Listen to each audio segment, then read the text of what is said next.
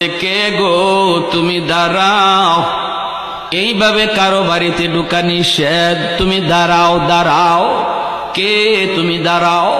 কিন্তু বৃদ্ধ মানুষ হযরত আব্দুর রহমান ইনি মনে মনে কয় আমার বাড়িতে আমি ঢুকবো, বাধা দিব কে? ঠিক না? ওনার মনে প্রশ্ন হলো এই যুবক আমাকে বাধা দেয় কেন? এই যুবক এখানে কি করে আমার স্ত্রীর সামনে? এই যুবক আমার স্ত্রীর পাশে কি করে? এনার মনে হলো এই প্রশ্ন। রবিয়া যত বাধা দেন বাবা তো বাধা মানে না, কারণ বাবা তো ছেলেরে চিনে না, ছেলে তো বাবাকে চিনে না। তিনি তো ভিতরে ঢুকতেছেন, রবিয়া বাধা দেয়। ওই অবস্থায় মা পাশে দাঁড়ায় আছেন, মা তো ভালো করে চিনতেছেন ইনি হলেন তার স্বামী আর এই সন্তানের বাবা। কিন্তু মা এই কথাটা বলেন না, পরিচয় মা দিতেছেন না, বরং মা বলতেছেন মনে মনে দেখি কদ্দুর কি হয়। বাবা ঢুকবে, ছেলে বাধা দিবে, কই পর্যন্ত যায় দেখি। যখন দেখে যে বাবা শুধু ঢুকতেছেই আর ছেলে শুধু বাধাই দিতেছে, কেউ কারো কথা শুনতে রাজি না, তখন মা কইতেছে বাবা রবিয়া। বৃদ্ধ মানুষ ঢুকেই যখন পড়েছে, বাধা দিও না বাবা, তোমার ক্লাসের টাইম হয়ে গেছে, ছাত্ররা অপেক্ষা আছে, তুমি ক্লাসে চলে যাও, মাদ্রাসায় চলে যাও। যেই মাত্র মা এই কথা বলছেন রবিয়া চিন্তায় পড়ে গেলেন। মা তো বলতে পারতেন বাবা রে ইনি তোমার বাবা, তাহলে এই তো কিচ্ছা খতম হয়ে যায়, ঠিক না? কিন্তু না, মা এই বলেন নাই, মা এই কথা বলেন নাই, বলতেছেন বাবা তোমার ক্লাসের টাইম হয়ে গেছে, ক্লাসে চলে যাও। আর ইনি বৃদ্ধ মানুষ টুকে যখন পড়েছে, বাধা দিও না। রবিয়া মনে মনে কই মালিক, জীবনে কোনোদিন তো মাকে বেপরদায় আমি দেখলাম না। আমার মা জীবনে কোনোদিন বেগানা পুরুষের সামনে যায় নাই গ। আজ আমার মা আমাকে সাপোর্ট করার কথা, আমার মা বলার দরকার ছিল বাবা তাড়াতাড়ি এই লোকটারে বাধা দে, কিন্তু মা তা তো করেন নাই। মা কেন এই বৃদ্ধ মানুষটাকে আসতে দিলেন, আমাকে যাইতে বললেন? তিনি তো চিন্তায় পড়ে গেলেন। রবিয়া মাদ্রাসায় চলে গেলেন। মা ভক্ত সন্তান কোনোদিন বাপ মার সাথে কোনোদিন বেয়াদবি করে না, ঠিক না? মা যদি কোনো কিছু আদেশ দেয়, কোনো কিছুর নিষেধ করে, মা ভক্ত সন্তান কাউন্টার দেয় না। বাবা বাধা দিছে, সন্তান এতটুকুই এনাফ, ইনি আমার বাবা ভালো বুঝছেন বিদায় বাধা দিয়েছেন, ভালো জানেন বিদায় তিনি আমাকে ভালো জানেন, ভালো চান, এজন্যই তিনি আমাকে এই দিকে যাইতে নিষেধ করেছেন। কাউন্টার কোনোদিন ভদ্র ছেলে দিবে না। অভদ্র ছেলে বাবার সাথে কাউন্টার দেয়, অভদ্র ছেলে মার কথার সাথে কাউন্টার দেয়। রবিয়া তিনি তো ভদ্র সন্তান, মায়ের কথার কোনো কাউন্টার তিনি দেন নাই। তিনি সোজা চলে গেছেন মাদ্রাসায়। আর যান মনের ভিতরে কল্পনা জল্পনা, কে সেই বৃদ্ধ মানুষ, কেন আমার মা আমাকে সাপোর্ট দিলেন না? রবিয়া তিনি চলে গেলেন মাদ্রাসায়। এইদিকে আব্দুর রহমান তিনি ভিতরে ঢুইকা নিজের স্ত্রীকে লক্ষ্য করে বলেন বিবি গ, আগে বলো এই যুবক ছেলেকে কি, তার পরিচয়, আমাকে বাধা দেওয়ার ক্ষমতা তারে কে দিল? হয়েছে নি? রবিয়ার মা কই স্বামী, আমি তোমাকে সব কিছু খুলে বলবো, এর আগে তুমি বলো কেন 3টা সুন্নত তুমি তরক করেছো? আগে 3টে সুন্নত তুমি পালন করে আসো, তারপরে জবাব দিব এই যুবক ছেলে, এই জওয়ান ছেলেকে কি, তার পরিচয়। 1 নাম্বার হলো আমার নবীর সুন্নত হলো নিজের বাড়িতে ঢুকতেও সালাম দিয়ে ঢুকতে হয়। কেন তুমি সালাম দিলা না?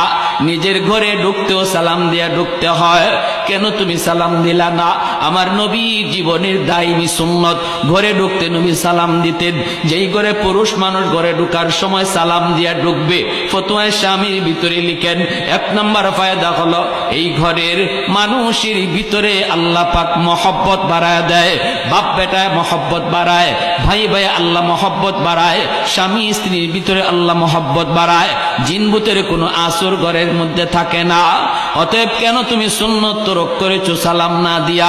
2 নম্বর হলো তুমি এত লম্বা সফর করে এসেছো গো স্বামী, আমার নবীর সুন্নত হলো লম্বা সফর করে বাড়িতে সরাসরি ঢোকা যায় না, মসজিদের মধ্যে অবস্থান নিতে হয়। তুমি কি আমার নবী রওজা জিয়ারত করবা না? এই তিনটা সুন্নত আগে পালন করো, তারপরে আসো আমি বলবো এই যুবক ছেলেকে। হযরত আব্দুর রহমান রাদিয়াল্লাহু তাআলা আনহু চলে গেলেন, কথা বাড়ালেন না, সোজা মসজিদে নববীতে চলে গেলেন। যাইয়ে মসজিদে নববীতে 2 রাকাত নামাজ আদায় করলেন। এরপরে মায়ার নবী রওজার পাশে যায় তিনি রওজা শরীফে সালাম দিলেন।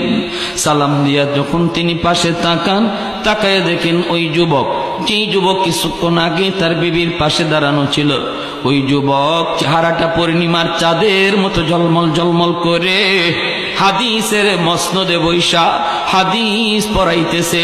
অসংখ্য ছাত্র তার কাছ থেকে হাদিস শুনতেছে, আর সে নবীর রওজার পাশে বৈশা বৈশা হাদিস পড়ায়।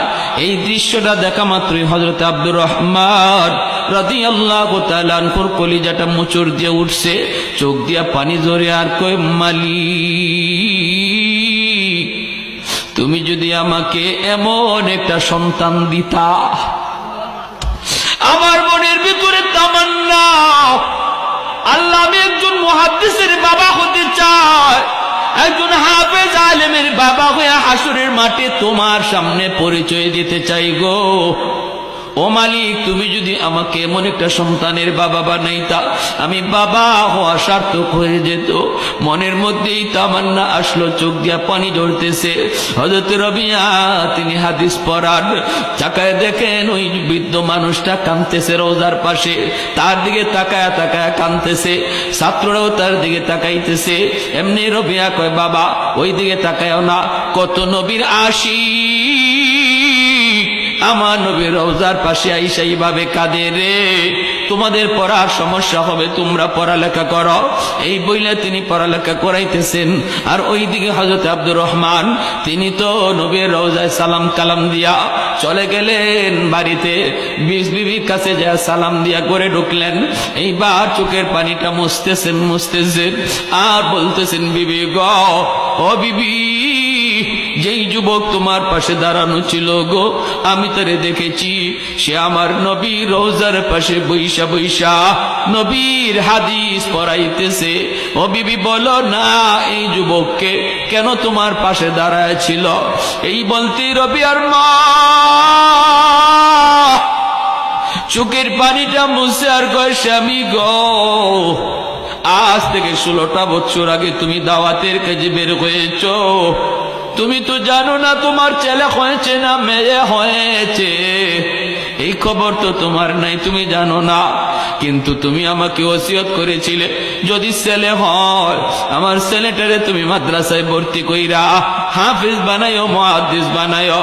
তুমি যেই যুবককে নবীর রওজার পাশে হাদিস পড়াইতে দেখছো, এই যুবকের নাম হলো রবিয়া, মদিনার সবচেয়ে বড় মুহাদ্দিস, মসজিদে নববীর ইমাম। সে আর কেউ নয়, সেই হলো তোমার ঔরসজাত সন্তান, যার নাম হলো রবিয়া।